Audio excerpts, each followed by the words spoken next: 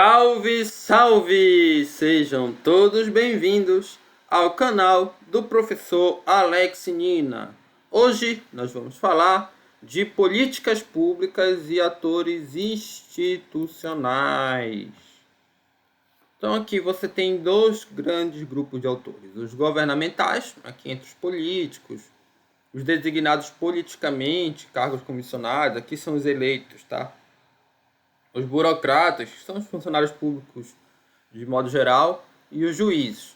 E que outros atores não governamentais que vão influenciar nas políticas públicas. Olha, os grupos de interesse, os partidos políticos, a mídia, meios de comunicação, os think tanks, os destinatários das políticas públicas, as organizações do terceiro setor e outros stakeholders, tá? Fornecedores, organismos internacionais, que seria a comunidade, né, epistêmicas, financiadores, especialistas, enfim, né?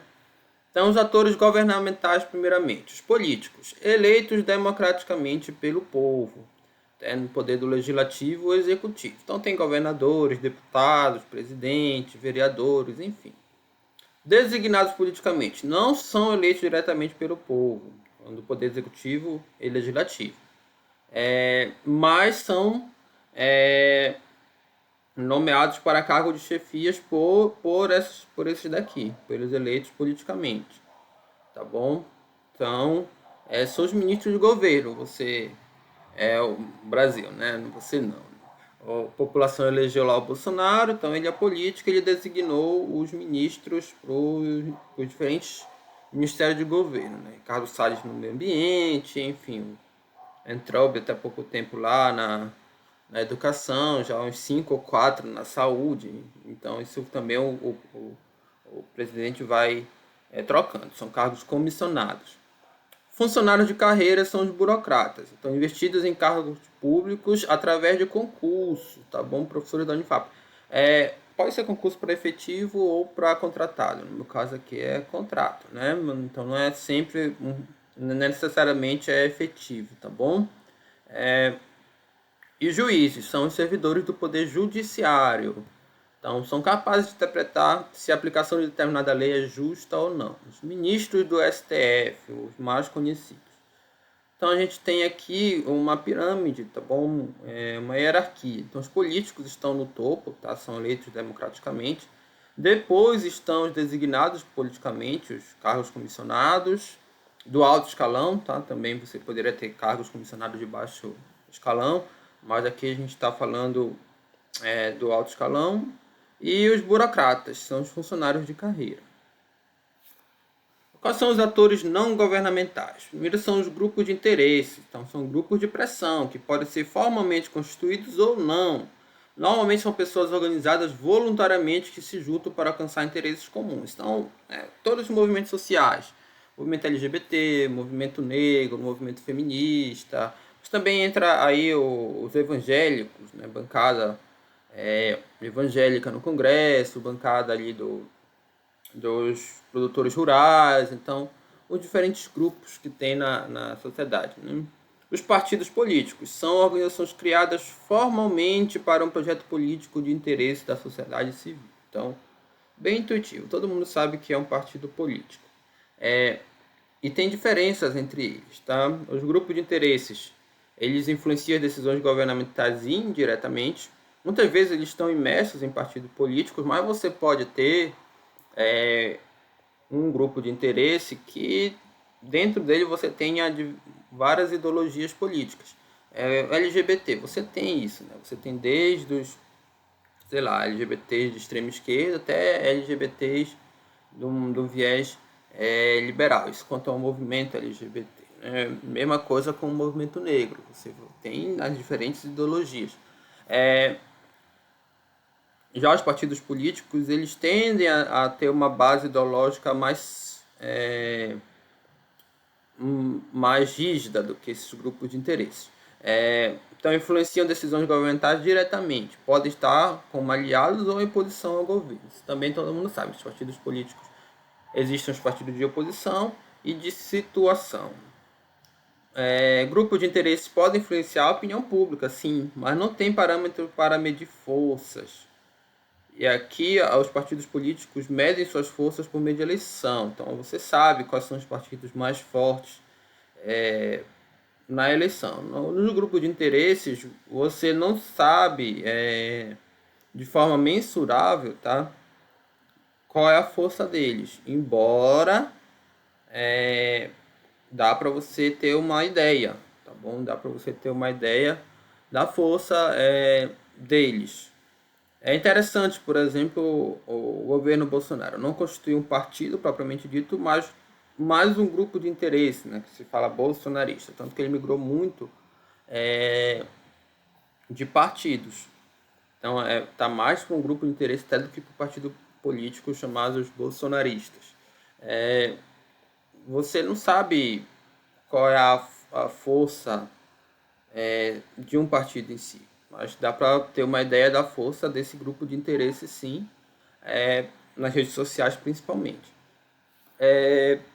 Grupos de interesse são organizações formais ou informais. Podem ser grupos que se organizam momentaneamente, então são os grupos informais, ou associações, sindicatos, movimentos, grupos, entre outros formais.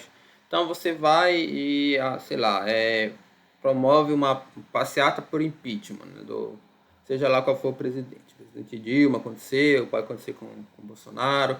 E aí, informalmente, você forma um grupo, tá? É claro que esse grupo também é formado por boa parte de grupos que já são formais, mas tem pessoas ali que não se identificam com nenhum grupo, mas se identificam com aquela causa de momento.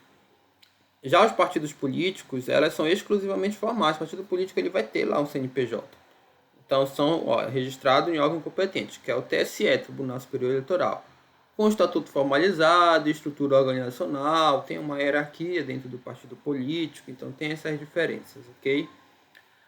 Outros atores importantes não governamentais. Os meios de comunicação então, são importantes para a propagação de informações e manutenção da democracia. Então, sempre uma oleodológica vai acusar a mídia de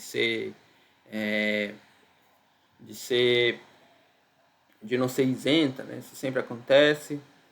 Que queira que não, a mídia é importante nas suas mais diversas manifestações, né? Da TV, a internet, enfim. YouTuber hoje também, bastante influente. Twitter, tá bom? Think tanks, organizadores de pesquisa e aconselhamento em políticas públicas. Então, mais no sentido de consultoria. Fazem pesquisa aí e dá para embasar como é que está ainda a política no país, né? A opinião pública. Os destinatários de políticas públicas são os beneficiários. Então pode ser um indivíduo, um grupo, uma organização. Já falou disso, né? Pode ser que a política pública seja destinada a incentivar determinada empresa, né? Você tem isso, você tem até embasamento teórico para fazer isso. Organizações do terceiro setor são organizações privadas e sem fins lucrativos que lutam por interesses coletivos. ONGs ambientalistas, né? São bastante conhecidas. Então, tem lá Greenpeace, WWF, Movimento dos Atingidos por Barragem. Então são ONGs aí que geralmente é esse tipo de interesse aqui coletivo. Outros stakeholders, entra aqui, olha, fornecedores, organismos internacionais são importantes, vão influenciar aqui, né? A ONU, ela vai ter sua influência, assim como outras. Comunidades epistêmicas, que são as comunidades científicas também, sociedade brasileira, sei lá, saúde, né? Vai estar aí determinando normas, OAB também vai estar aí dando seus pareceres em relação a determinados casos que acontecem, os financiadores, os especialistas.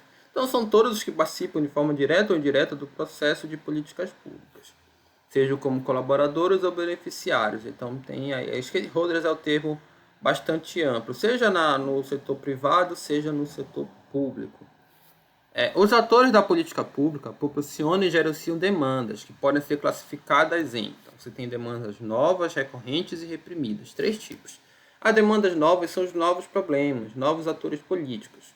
Não quer dizer que não existiam antes, todavia não estavam organizados ou não haviam se manifestado até então. Então, demandas novas que já estão claras aí, né? A partir de certo momento.